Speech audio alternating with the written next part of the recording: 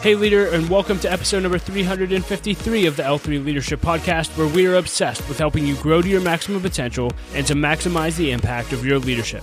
My name is Doug Smith, and I am your host, and today's episode is brought to you by my friends at Baratung Advisors. If you're new to the podcast, welcome. I'm so glad that you're here, and I hope that you'll enjoy our content and become a subscriber. Know that you can also watch all of our episodes over on our YouTube channel, so make sure you're subscribed there as well at L3 Leadership. Well, in today's lesson, leader, I'm going to do a personal lesson on the habits, systems, and routines that you need to have your best year ever. This is a subject I'm very, very passionate about, and I really do share pretty much all of the habits, systems, and routines that I have in my life, and I think it's going to add a ton of value to you. But before we dive into the lesson, just a few announcements. This episode of the L3 Leadership Podcast is sponsored by Baratung Advisors. The financial advisors at Baratung Advisors help educate and empower clients to make informed financial decisions. You can find out how Baratung Advisors can help you develop a customized financial plan for your financial future by visiting their website at baratungadvisors.com. That's BERATUNG advisors.com. Securities and investment products and services offered through LPL Financial, member FINRA and SIPC. Baratung Advisors, LPL Financial, and L3 Leadership are separate entities. I also want to thank our sponsor, Henny Jewelers. They're a jeweler owned by my friend and mentor, John Henny. My wife, Laura, and I got our engagement and wedding rings through Henny Jewelers and had a wonderful experience. And not only do they have great jewelry, but they also invest in people. In fact, for every couple that comes in engaged to their store, they give them a book to help them prepare for marriage, and we just love that. So if you're in need of a good jeweler, check out hennyjewelers.com. And with all that being said, let's dive right in. Here's my lesson on the habits, systems, and routines that you need in your life to have the best year ever. Enjoy. Hey leader, today I'd like to talk to you on the subject, developing the habits, the systems, and the routines that you need in your life to have the best year ever. And what I'll be sharing in this lesson is three things. First, I'll be sharing my annual routines around goal setting. Then I'll be sharing my daily agenda with you. And then I'll be wrapping up the lesson by sharing the habits that I have in each area of my life that I think could add value to your life. But where I want to start this lesson is really by encouraging you. And my encouragement to you as you kick off this new year is to start where you are. Start where you are. You know, every January 1st, I post a quote on social media. I post the same quote every year. It's one of my favorite quotes that has impacted me throughout my life. And I first heard it through John Maxwell. And the quote says this: although you cannot go back and have a brand new start, my friend, anyone can start from now and have a brand new end. I love that. Although you cannot go back and have a brand new start, my friend, anyone can start from now and have a brand new end. And listen, I don't know what your 2022 looked like. I don't know what last night looked like for you. But what I do know is regardless of what the past has looked like, the past is in the past. Today is a brand new day, and this is a brand new year. And you can start to make changes in your life right now that write a brand new story for you that will have a brand new end. But you have to start where you are. Because here's what I know. If you don't start where you are, you stay where you are. So start where you are today. And as you listen to this podcast, my hope for you isn't that you implement all these habits and routines and structures that I share with you. My hope is that you'll hear one or two things that add value to you that you could implement in your life. I tell people all the time, the best system, the best habit, the best routine is the one that you'll actually do. So I hope that you find one or two things that are helpful for you. And hey, maybe you're listening to this and you've been on a personal growth journey for a long time. And you're listening to my habits, routines, etc., and you're saying, you know, Doug, that's a great routine, but there's probably a better way to do that. Here's what I do. Please let me know. I'm always looking to grow and have better routines, habits, etc. And you can email me your habits and routines at dougsmith@l3leadership.org. I'd love to hear and learn from you as well. So with that being said, let's dive right into the practical part of this lesson. And first, I want to just share with you my annual routines around goal setting. And for me, it all starts with having a life plan. A life plan is something I was introduced to by Michael Hyatt many, many years ago. And all a life plan is having a plan for your life. And I'll include a link to this in the show notes, but everyone who joins L3, the first thing we do is have them create a life plan. And we have them read a book by Daniel Harkavy and Michael Hyatt called Living Forward. And it walks you through how to create a life plan. And then they actually provide a template for creating a life plan. And we'll include a link in the show notes to that as well so you can start this process. But all you do to create a life plan is you basically go away, you try to schedule a retreat for a day or two, and then you really think about every area of your life, you know, family, health, finance, etc. And you basically fast forward to the end of your life and say, hey, in every area of my life, what do I want to say at the end of my life that I accomplished in this area? Or what would I want people to say about me at my funeral in each of these areas? And it really helps you craft an 80,000 foot vision of every area of your life. And once you have that vision, that's what's really going to give you a foundation and set the tone for you setting your annual goals, which I'll talk about in a second. So I really want to encourage you to have a life plan. And for those who are listening who may have a life plan, once you have one, you review it every year. And so I'll share this in a minute, but a few weeks ago was the end of December and I finished my year-end review. And at the end of my year-end review, I always look to set goals for the next year. And I always start by reviewing my life plan. Am I still focused? Is the vision still the same for that in my life? Do I need to make any changes to my life plan? But I review it to remind me what's really, really important. And then once you have a life plan, then you can actually set your annual goals. And what I encourage you to do for your annual goals is take each area of your life and basically say, hey, at the end of this year, looking back, what do I want to be able to look back on and say that I accomplished that'll make me happy with my progress for the year? And you do that in every single area of your life. And I would encourage you to have 1 or 2 goals in each area of your life because you don't want to get overwhelmed by 500 goals. But they should basically help you take steps forward towards reaching your goal of your life plan. So what steps can I take this year in my marriage? What steps can I take with my children? What steps can I take in my finances? What steps can I take in my career that'll get me closer to that end that I have in my life plan? You set annual goals. And also with annual goals, just for fun, I did a lesson a few episodes back on bucket lists, and I do believe that everyone needs a bucket list, but you should also have bucket list goals every year. You know, what items on your bucket list can you actually cross off? Be intentional, because sometimes people have things on their bucket list and then they never review it again or they don't plan to make them happen. Your bucket list won't happen by accident. It has to happen intentionally. So I always set bucket list goals with my annual goals as well. So I have experiences and things that I want to do and look forward to. So make sure that's a part of your annual goal setting process. Now, I also encourage you with your annual goals to write them out weekly. And it's just a way to keep them fresh on your mind and keep them in front of you. So I have a goal journal that every week, even if it's the same goals from the previous week, it's the habit of writing and keeping those goals in front of me that is so important. So I just always am having my top goals in front of me. So that's how I set my annual goals. And then I break down my annual goals into quarterly goals. And this is where we start to get really, really practical. Okay, I have what I want to accomplish in an entire year. What steps do I need to take in the next 90 days to help me make progress towards those annual goals? And you do the exact same thing. Okay, this quarter, here's what I want to accomplish in my marriage. Here's what I want to accomplish in my finances. Here's what I want to accomplish physically in my health, etc. And you set 90-day goals. And at the end of every 90 days, what I would encourage you to do is have a quarterly review. And a quarterly review is just a time where you look back on the last 90 days and review it. Hey, what progress did I make? Did I hit my quarterly goals? Did I do what I wanted to do in the last 90 days? If I did, great, celebrate. If I didn't, hey, what held me back? Why didn't I accomplish that? Celebrate what you did accomplish and learn from what you didn't accomplish. And then you just simply set the next quarter's goals. And if you'll live in 90-day increments like that, I think it'll make a dramatic difference in the results that you'll see in executing on your goals. So again, we set a life plan. From our life plan, we create annual goals. From our annual goals, we break them into quarterly goals. And then from quarterly goals, we break them into daily execution. And so the best tool that I have found for this is the Full Focus Planner. And this is a tool that Michael Hyatt created. Again, it's called the Full Focus Planner. If you just Google it, we'll put a link in the show notes as well. You can find these. For years, I tried electronic to-do lists and apps, and I basically tried every system there was. I've been using Michael Hyatt's Full Focus Planner now for 5 years, and it's made a dramatic difference in my productivity. But in your Full Focus Planner, you actually write out your quarterly goals, and then every day you write out a to-do list, and you have to name your top 3 priorities. And then at the end of every week, you do a weekly review, and you basically say, okay, what are my priorities for the upcoming week?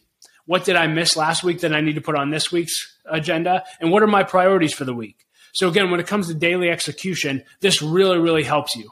So again, life plan, annual goals, quarterly goals with a quarterly review, and then weekly execution by using the Full Focus Planner or some productivity app that'll really, really help you. And then the last routine that I have when it comes to annual goals is my year-end review. If you know me or have listened to the podcast for any period of time, you know that I am I absolutely love my year-end review process. In fact, a few episodes back, if you're interested, I did an entire lesson on how to do a year-end review, and we provide a template for you, and it's not too late to do it for the previous year. So I really encourage you to go back and listen to that and do a year-end review. But it's really just the time to intentionally extract all the lessons that you can from your entire year, from your journal, your calendar, your goals, etc. John Maxwell said that the best teacher isn't experience. The best teacher is evaluated experience. And so it gives you an opportunity to evaluate the year you just lived so you can better prepare for the following year. So those are my annual routines around goal setting. I hope that helped you. What I want to dive into next is my daily agenda. One thing when I talk to leaders or see a leader that's living a great life, I always wonder, what does your day look like? What is your daily agenda? Because I read a book in 2003 that dramatically changed my life by John Maxwell. You'll hear his name a lot. He wrote a book called Today Matters. Today Matters. It's still one of my favorite books of all time, and it taught me the importance of today. And the whole premise of the book is this. John just said, the secret of your success is found in your daily agenda. The secret of your success is found in your daily agenda. It's what you do every day. So I am always curious about leaders' daily agenda, so I thought I would share mine with you. And here's my daily agenda. In general, every day I wake up at 5 a.m. And for me, I quit drinking coffee 2 years ago. Unfortunately, I do miss it, and I drink tea. But I throw tea on, and that first hour of my day is all about personal growth. And so I have my devotions, and I spend time with God in prayer and in worship, and I read the Word. And then people always ask me how I read so many books. I'm usually reading 2 or 3 books at a time, and I basically just commit to a chapter a day. You'll be shocked how much you can read in the course of a year if you'll just read a chapter a day in a book. But that first hour is all about personal growth. The second hour of my day is all about working out. So I try to work out 6 or 7 days a week. That would include rest days like with yoga and things like that. But in general, fitness is really, really important to me. And so every day I work out. And then basically the hour after my workout, I get the kids ready and get them off to school. And then basically I go to work. And as far as my execution, as far as work is concerned, I really work through the full focus planner. I mean, that drives my day and that drives my week. I certainly have appointments, but I know my top 3 priorities for the day. I know the major things that I want to get done. And if I can get those top 3 priorities done every single day, I'm going to make a ton of progress for my goals, both at work and at home. But then I have my work day, and then I basically go home. We try to have dinner every night as a family. That's really important to us. And so Laura and I usually, one of us are cooking. So we cook dinner. We have family time until the kids go to bed around 8:30 or 9 o'clock.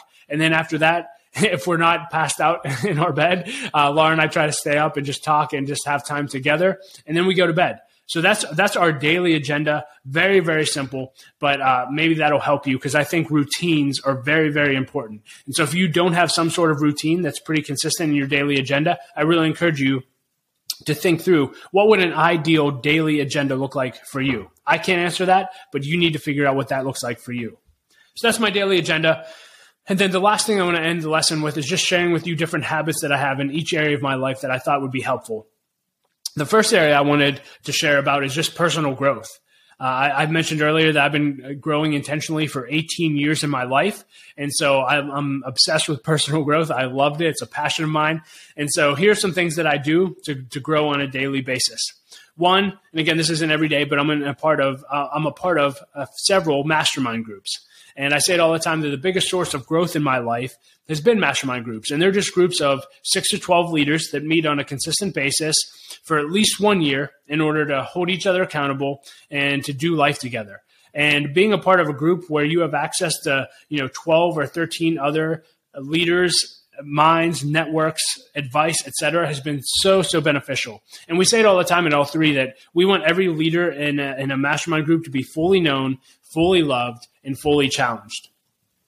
What does that mean? Fully known. We want our leaders in mastermind groups to have a place where they can fully be themselves and share what they're going through, the highs and the lows. And they'll be fully loved. They'll be loved right where they're at, regardless of what they're going through. But the third, and really, really important, is also fully challenged. I tell people all the time, sometimes we want a pat on the back and a hug, but what we need is a slap in the face. And if you have the right mastermind around you, you'll have people that do all 3 of those things, and it will greatly enrich your life. So if you don't have a mastermind group, really encourage you to do that for your personal growth. Second thing I do is I listen to podcasts all the time. I'm fortunate. Well, some people may think this is unfortunate. I have about a 30-minute commute every day. So that's about an hour of car time every day. And I usually fill that by listening to podcasts. So every day there's an additional hour of growth for me listening to podcasts. I read books every day. I mentioned that already. I try to read a chapter a day. I do learning lunches. This is huge. So in areas specifically vocationally for my career, I try to find people who are doing things 10 times better than I'm doing in my role, and basically set up half hour to an hour meetings with them. And I just pepper them with questions and say, hey, help me better. How do you guys do this? How do you guys do this? And that always keeps me forward thinking and lets me see things at a much bigger level. And it has certainly helped me go further faster in my career. So if you don't set up consistent learning lunches, I really encourage you to do that. Watching YouTube videos, I try to find different growth experiences every year. So usually that's going to conferences or joining cohorts or being a part of collaborative. Always trying to do that. Asking for feedback, highly overrated or underrated way to get to grow personally. I'm always asking for feedback. In fact, I've actually been criticized that I ask for feedback too much. But I'm always, hey, is there anything you see in my life? Where can I get better? Where can I get better? And that's been, if you can find a few people who will be brutally honest with you and give you real feedback, it'll change everything for you. So always ask for feedback. Journaling is really big for me. I've done podcasts in the past on my journaling process, but if you don't journal, you're missing out for a huge opportunity for growth. And I already mentioned I do my year-end reviews and then quarterly reviews as well. So I'm always reviewing my past progress and then dreaming about future progress. So those are some things in the area of personal growth that I do. And again, I tell people all the time, one of my favorite quotes about growth is growth equals happiness. If you show me a growing marriage, I'll show you a happy marriage. If you show me a growing organization, I'll show you a happy organization. If you want to be happy, be a growing person. The second area that I want to share some habits in is family. Here's just some of our family habits that are helpful. We have a weekly family team meeting. This is huge. Every weekend, Laura and I meet and we discuss, we go over our calendar, we meal plan for the week, we talk about upcoming things in the calendar, we go through our finances, and we really also talk about, hey, how can I be a better husband? How can you be a better wife? How can we be better parents to our kids? How do we need to change and adapt? And just imagine if you had those conversations on a weekly basis, really, really helpful for the growth of your marriage and family. So weekly family team meetings. We have family dinners. I mentioned earlier that we want to have we try to have dinner every night as a family. Really, really important to have that time together around the dinner table, really sacred to us. And then something we implemented around about 2 years ago was having a weekly Sabbath. And this is just a day for us. It starts Saturday night and ends Sunday night. It's a 24-hour period, but it's a time where basically, as much as we can, we don't do any work or anything related to work. We just try to have fun and spend time together. And you might say, well, what does that look like? Well, we usually have a Sabbath meal, and we try to make this a little bit more special than just a family dinner throughout the week.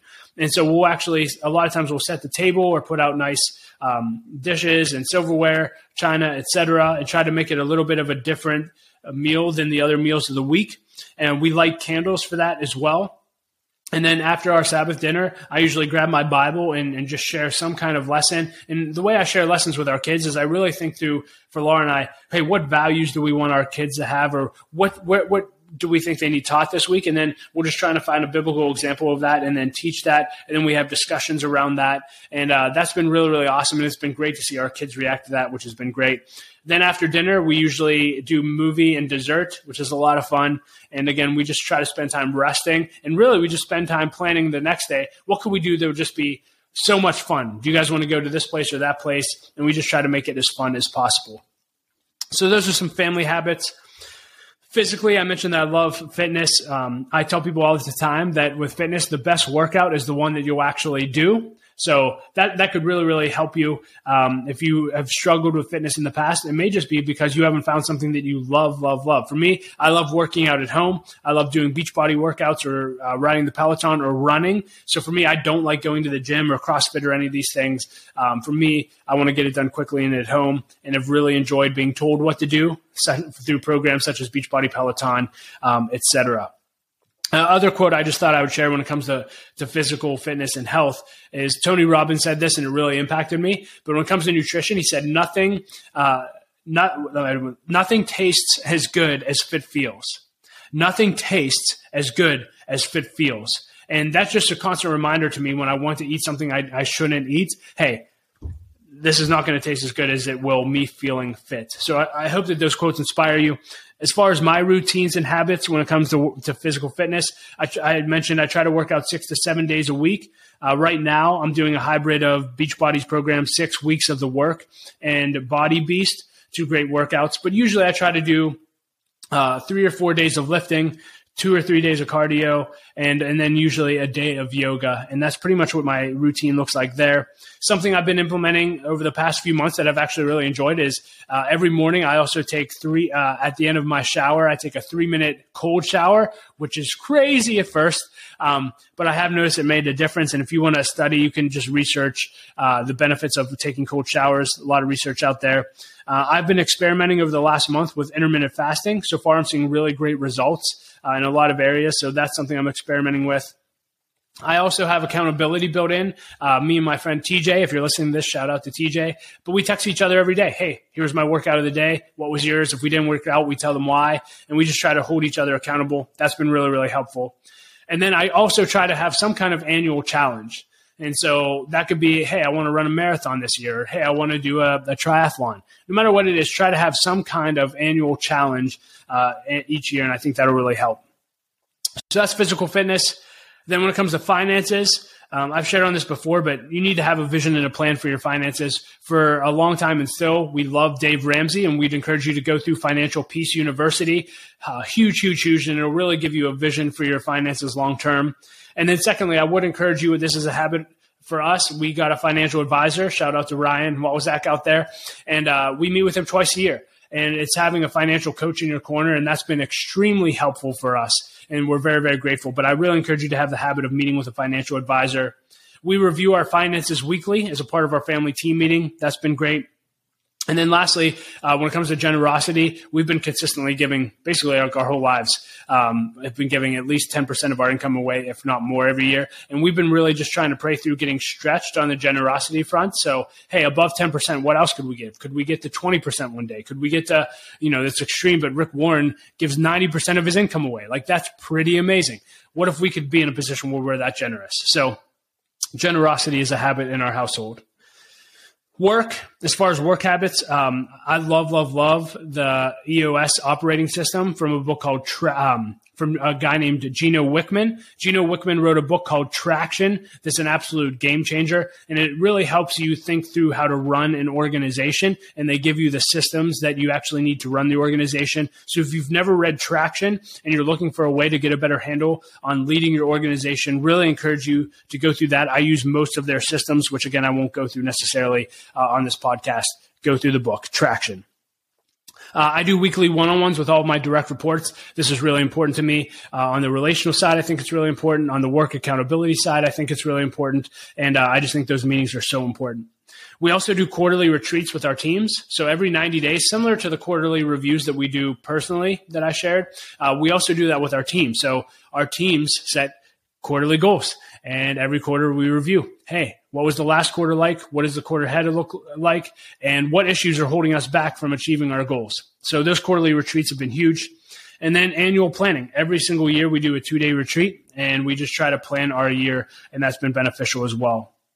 And then the last section that I'll share as far as habits are concerned is spiritual life. And for me, having a Bible reading plan is absolutely huge as a habit. Right now, probably the best one I've gone through, and I'll include a link in the show notes, is an app called Mission 119. And you go through the Bible in 93 weeks, and there's a reading section each day, but then there's a 10-minute devotion audio from a pastor named John Soper. Really, really insightful. Comes with notes every day. It's awesome. So I encourage you to check that out.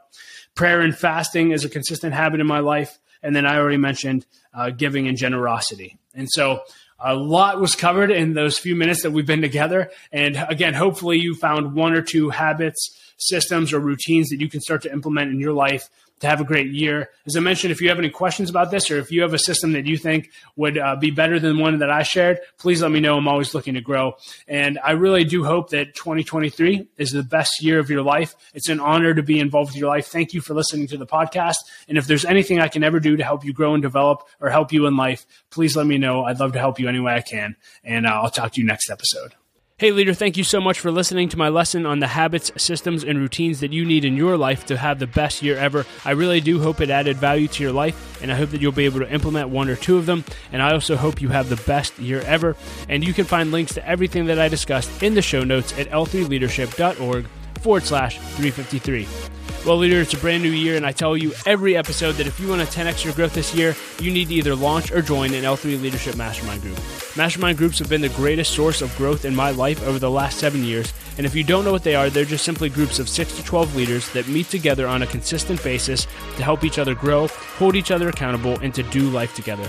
So if you're interested in learning more about launching or joining a group, go to l3leadership.org/masterminds.